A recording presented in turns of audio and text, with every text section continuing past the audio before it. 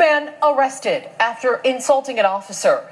I first told you about this case last week, and because of our reporting, the Phoenix Police Department launching an internal investigation. Yeah, they also released a statement saying this incident was recently brought to the attention of those at the highest level of our department. The Phoenix Police Department is committed to continuous improvement and strengthening community trust. Tonight, ABC 15 Chief Investigator Dave Biscobing is back with more. He's about to reveal how officials aggressively pursued charges for almost a year, only to quit at the very last second. Right, then this is CR 2023-006828. It's the morning of trial. The jury's been picked. But suddenly, Maricopa County prosecutors are giving up on a case they've pushed for 10 months. The state no longer believes we have a reasonable likelihood of conviction, so it's in the interest of justice to dismiss it. So what changed? Well, it's kind of complicated. So let's go back to August 2nd, 2022, when Kenny Ronald McDonald was arrested. Kenny was insulting on-duty Phoenix officers in the parking lot of the police union. The first was Officer Brian Alvarado. What? Brian Alvarado. Well, on the morning of trial, prosecutors claimed they just got a new internal investigation showing Alvarado submitted timesheets requesting to be paid for more hours than he worked. Oh. After mocking Alvarado, another officer arrived. That's the officer who made the arrest. Joe, if you don't need anything... I wasn't in your way until you stopped. Don't... Okay.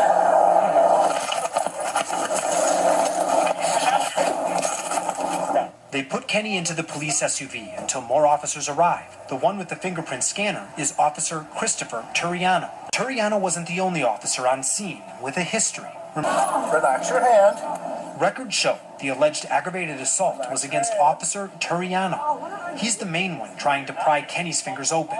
And if Turiano's name sounds familiar, that's because we've reported on him before. He's the cop who shot a protester in the groin with a gas rod. We exposed officers celebrated the shot with a special challenge coin, and that coin had language tied to hate speech. We also discovered Turiano was on the Brady List because of excessive force. In 2003, while assisting in a traffic stop, Officer Christopher Turiano forcibly removed a ring from a suspect, attempted to force his upper body onto the trunk of a patrol car, and then choked him, all while he was handcuffed. Then choked him, all while he was handcuffed. Then choked him, all while he was handcuffed. Hasn't been noticed. And in Kenny's case, prosecutors wanted to keep that history secret from the jury. The report that we do have is an incident that happened over 20 years ago. The state doesn't believe it should be able to come in this trial. Now, something we haven't told you yet.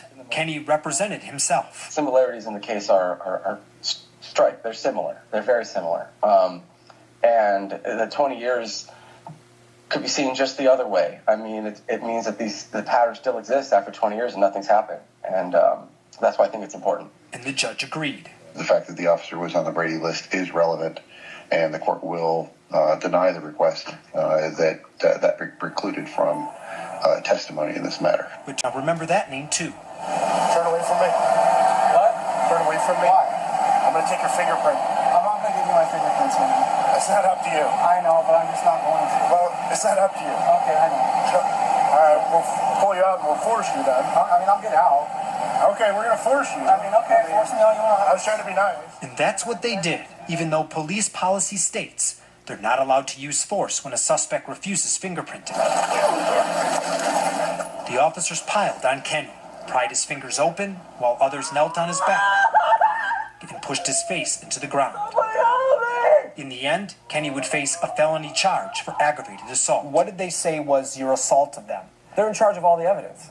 And they just give you what they want, and it's just a wild thing. And regardless of how you feel about Kenny or what he did, the fact is, officials spent a lot of time and taxpayer resources pushing this case, only to quit when they learned the officer's misconduct would be revealed. When you look at it and you look at the numbers of it, what the chances are that I could have a situation with some police on the street and two of them were on this misconduct list, the Brady List, it just means there's a big problem. I'm investigator Dave Biscobing, ABC 15, Arizona.